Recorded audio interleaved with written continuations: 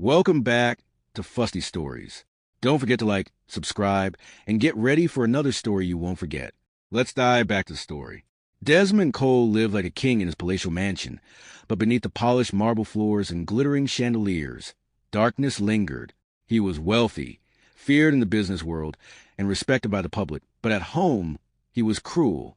His wife, Isabella, carried the heavy burden of his insults and cold treatment. Pregnant and emotionally battered, she endured his disdainful stares and harsh words day after day. He never missed a chance to remind her that she was not worthy of him, often comparing her to Vanessa Reed, his mistress. Isabella, despite the pain, remained hopeful that the child in her womb would change him, soften his heart, and bring back the love she once thought existed between them. But the more she tried, the more he despised her, as though her very existence was a curse in his life. Vanessa Reed, on the other hand, had mastered the art of manipulation. She was glamorous, ambitious, and unapologetically selfish. To Desmond, she was everything Isabella wasn't: bold, daring, and unafraid to challenge him. What Desmond never realized was that Vanessa's affection was nothing more than a mask, hiding her true intentions. She had a lover in the shadows, a cunning fraudster who viewed Desmond not as a man, but as a gold mine waiting to be drained. While Isabella prayed for her husband to return to her, Vanessa and her secret partner plotted to strip him of every fortune he possessed. Desmond spent more nights with Vanessa than he ever did at home. To him, Isabella was a duty, but Vanessa was his escape. He felt alive in her presence, mistaking lust and deception for love. Isabella could only watch from a window each night as he came home late, smelling of expensive perfume that wasn't hers. The loneliness in her chest grew heavier, and the walls of their mansion seemed to close in on her. She tried to confront him once, timidly asking if Vanessa was worth breaking their marriage. Desmond only laughed bitterly, his words cutting through her heart like a blade. "You should be grateful you're still here, Isabella. Do not compare yourself to Vanessa. She's everything you could never be." Those words haunted her, echoing in her mind even as she cradled her growing belly. Vanessa, meanwhile, whispered poison into Desmond's ears, convincing him that Isabella was holding him back. She played the role of the supportive lover, urging him to focus on his empire and discard the dead weight of a wife who brought him no joy.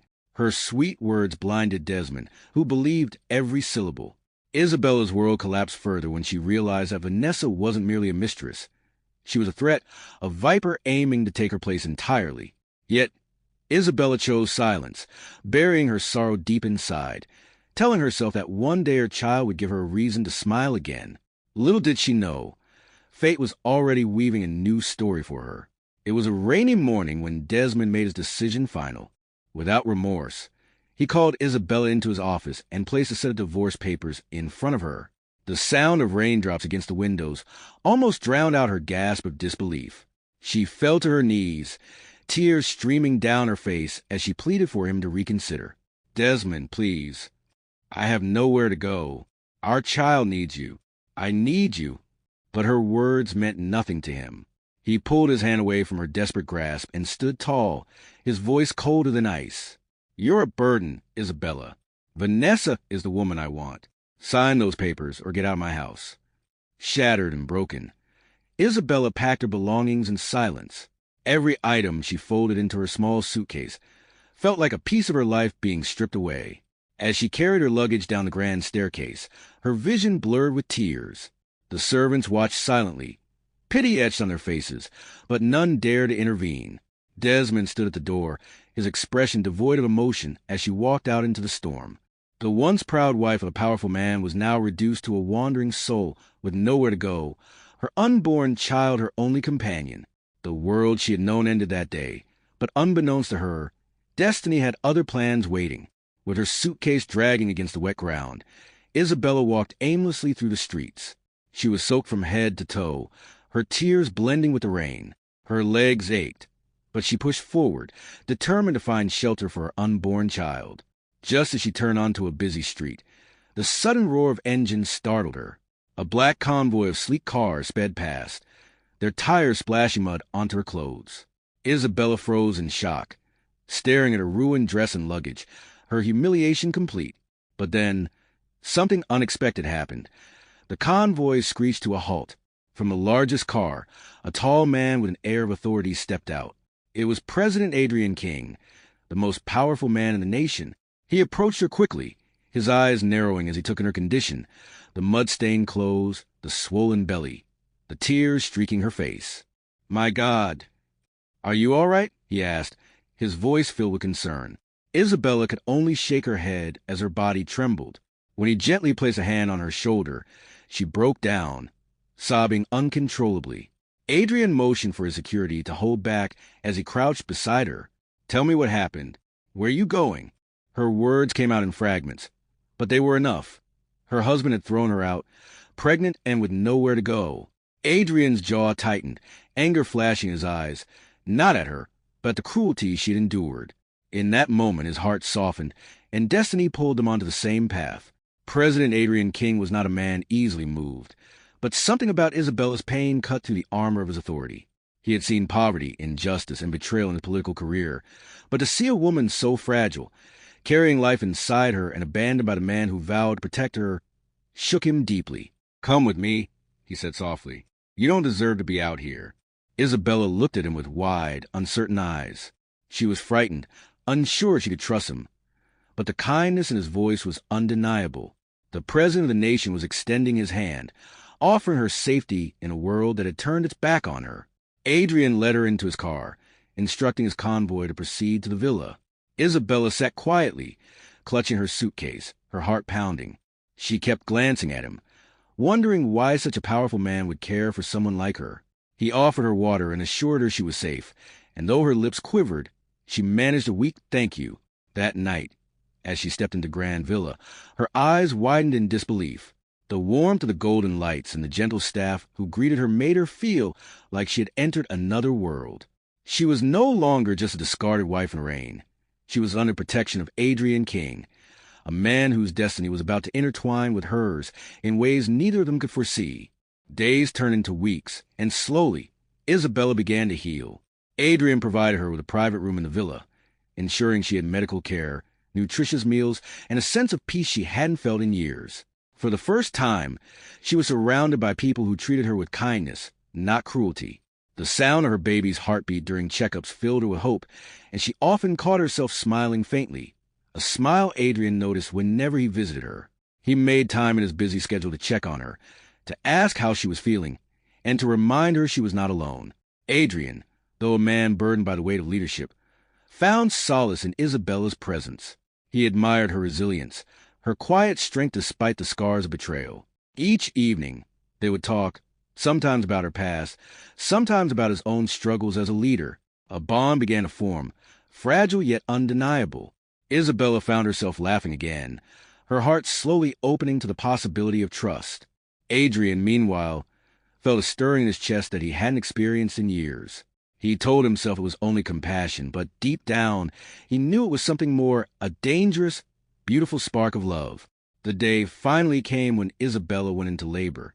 It was a stormy night, the thunder echoing through the villa as she clutched her belly, crying out in pain. Adrian, alerted by the staff, rushed to her side. He held her hand as doctors hurried into the room, his usually calm demeanor replaced by nervous tension. "You're going to be fine," he whispered, squeezing her hand tightly. Hours later, the cries of a newborn filled the room. Isabella wept tears of relief as the doctor placed her baby boy in her arms. "Nathaniel," she whispered, giving him the name she had long chosen.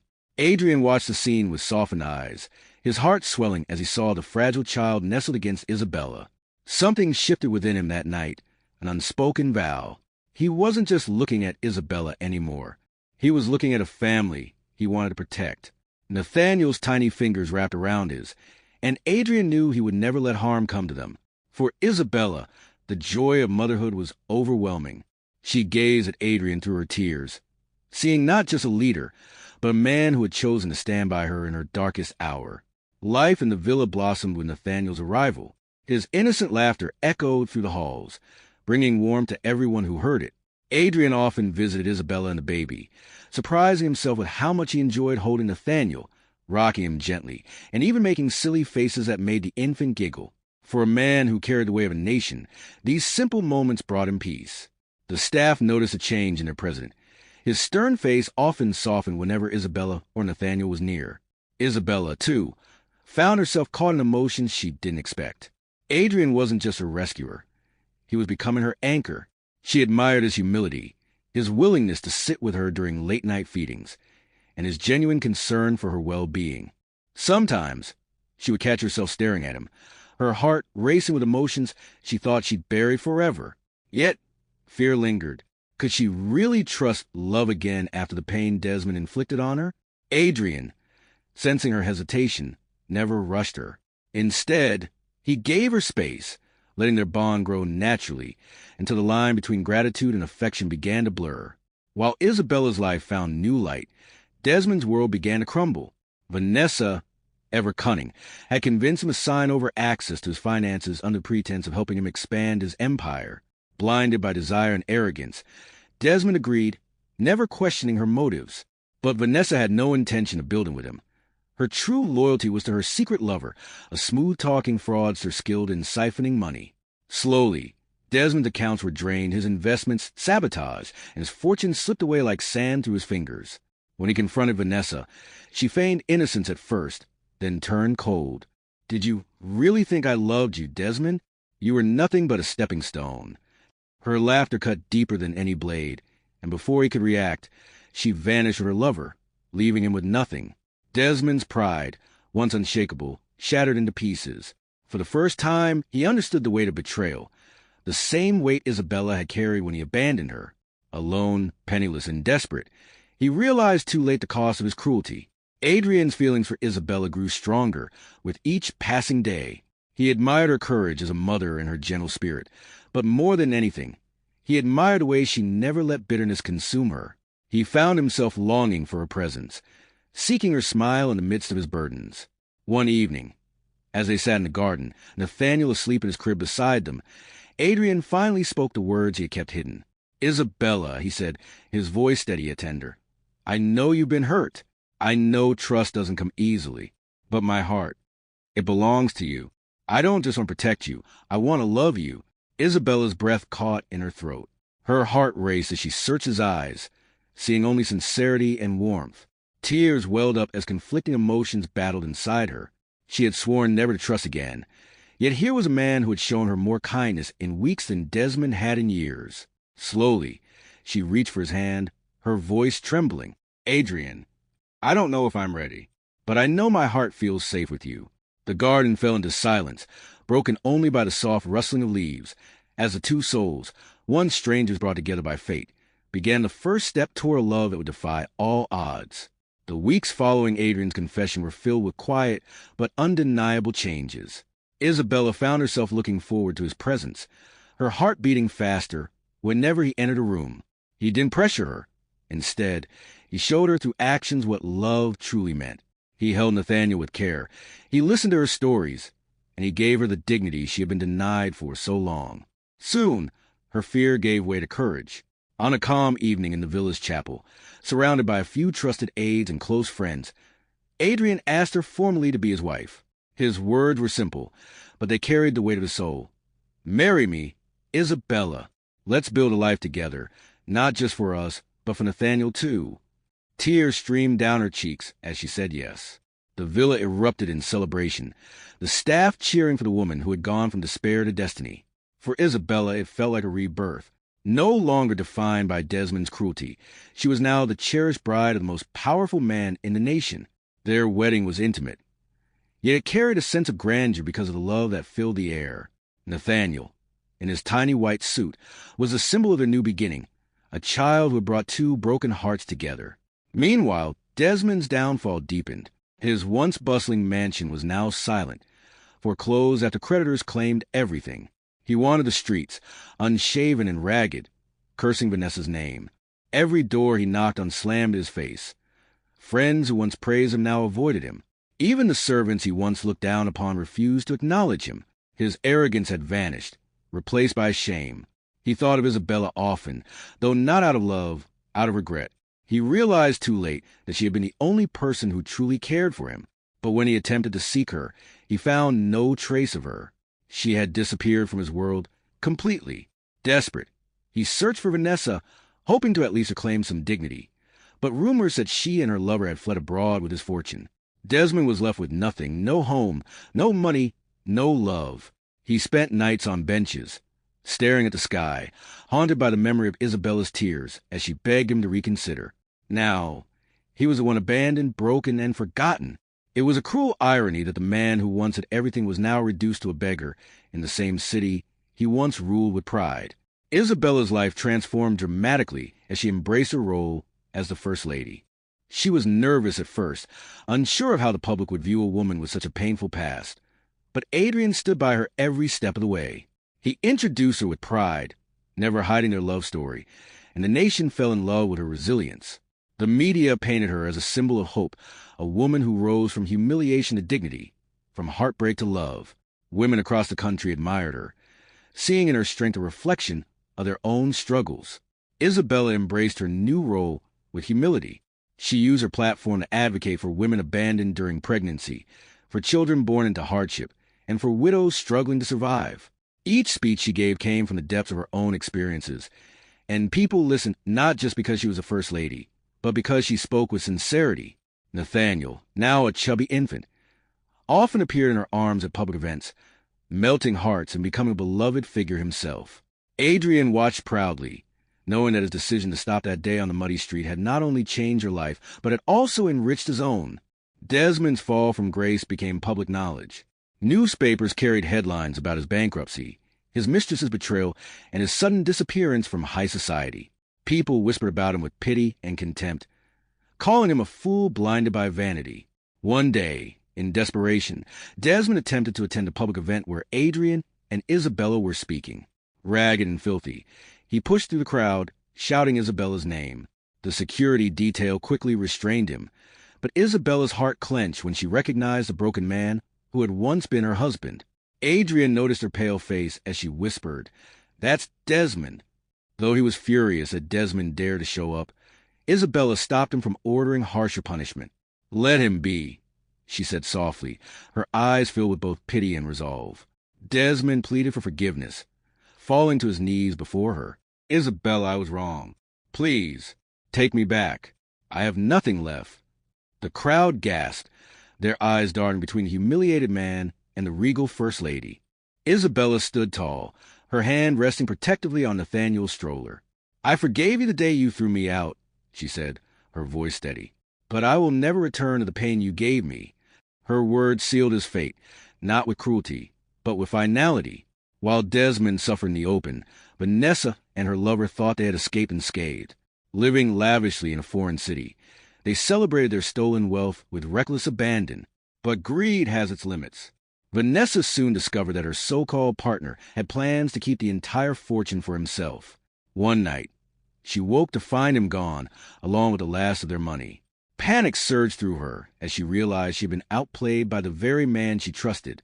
Alone and broke, she was forced into the streets of a strange land, much like Desmond back home. Word of Vanessa's downfall eventually reached the nation. For those who knew her story, it was poetic justice. She had climbed on the back of another woman's pain, only to be betrayed herself. Isabella, upon hearing the news, felt no joy in Vanessa's ruin. Instead, she sighed, whispering, she chose her path. Adrian admired Isabella's ability to show compassion, even to those who had wronged her, and it only deepened his love for her. Together, they focused on building their family and their country, leaving the ghost of betrayal behind them. Life at the villa blossomed with happiness. Nathaniel grew into a bright, curious toddler, filling the home with laughter. Adrian adored him, treating him as his own son in every way. The bond between them was unshakable, and the sight of the president playing on the floor with a toy car alongside Nathaniel became a cherished memory for everyone in the villa. Isabella's heart swelled each time she watched them, knowing her son had the father figure she once thought impossible. Adrian and Isabella's love grew deeper with every passing day. They no longer tiptoed around their emotions. They embraced them fully, finding joy in even the simplest moments, sharing a quiet breakfast, walking in the gardens, or reading bedtime stories to Nathaniel. The pain of the past had not disappeared, but it no longer defined them. Their life together was proof that broken hearts could heal, and that love could bloom even from the ashes of despair. Desmond's condition worsened as months passed. Malnourished and sick, he drifted from place to place, sustained only by scraps and the occasional coin tossed his way. His pride was completely gone, and desperation drove him to make one final attempt to reclaim some dignity. He appeared once more at the villa gates, barely recognizable, his body frail and his voice hoarse. "Please," he begged the guards, "tell her Desmond is here. I just want to see her." One last time. When Isabella was informed, her heart stirred with pity, but Adrian was hesitant. Still, she insisted on seeing him. Standing before the man who had once tormented her, Isabella felt a wave of emotions, anger, sorrow, but mostly compassion. Desmond wept openly, apologizing over and over. "I was blind. I didn't know what I had until I lost it all." Isabella placed a hand on his shoulder, her voice steady. "I forgive you, Desmond, but forgiveness doesn't mean returning to what was broken. I have a new life now, one built on love and respect." With that, she turned and walked away, leaving him sobbing at the gates. It was a final chapter of their bond, a closure long overdue. Even as their personal life flourished, Adrian and Isabella faced the constant trials of leadership. The nation struggled with economic challenges, and critics often questioned Adrian's decisions. But Isabella proved to be his greatest ally. Her compassion balanced his firmness, her humility softened his authority, and together they won the trust of the people. She became his partner not only in love but also in governance, standing by him in meetings, advising him with wisdom beyond her years. Nathaniel, too, became a source of inspiration for the nation. His innocence symbolized a brighter future, and photographs of him alongside his parents capture hearts everywhere. For Isabella, this was more than just duty, it was a mission. She wanted every woman abandoned, every child forgotten, to know that hope was possible. Adrian admired her not just as his wife, but as a leader in her own right. Together, they proved that true power lay not in wealth or status, but in love, compassion, and resilience. Despite the peace they had found, life tested Adrian and Isabella in subtle ways. Rumors swirled, critics whispered, and enemies plotted. Some tried to drag Isabella's past into the public eye, mocking her beginnings as a discarded wife. But each time, Adrian stood before the cameras, declaring proudly, "She is my wife, my partner, my heart." Her story is one of strength, not shame. His unwavering support silenced their detractors, turning Isabella into an even greater icon of resilience. Through every storm, their love only grew stronger. They had learned that love was not just about passion, but about standing side by side when the world tried to tear them apart. At night, when the noise of politics faded, Adrian would hold Isabella close, whispering that she was his miracle, the one fate had chosen for him. And Isabella, resting her head against his chest, knew that she had finally found a home she always longed for, a love that was real, unshakable, and eternal. Years later, as the sun set over the villa gardens, Isabella watched Nathaniel run across the grass, his laughter echoing like music. Adrian joined her, slipping his arm around her waist. Their journey had been filled with pain, betrayal, and trials. But standing there together, they knew every moment had led them to this peace. "Do you ever think about that day?" Adrian asked softly. "The day my convoy splashed mud on you?" Isabella smiled, tears glistening in her eyes. "It was the worst day of my life, and the beginning of the best." Together, they built a legacy, not of power or riches, but of love, forgiveness, and hope. Desmond vanished from history, a forgotten cautionary tale. Vanessa's betrayal faded into whispers of the past. But Adrian, Isabella, and Nathaniel thrived, proving to the world that true strength was born from compassion. As the sun dipped below the horizon, Adrian kissed Isabella's forehead and whispered, "Our destiny was written in the mud." And with Nathaniel's laughter filling the air, their story closed not with sorrow, but with the triumph of love that had conquered every storm. That's all for today. Like, subscribe, and see you in the next episode. Stay tuned.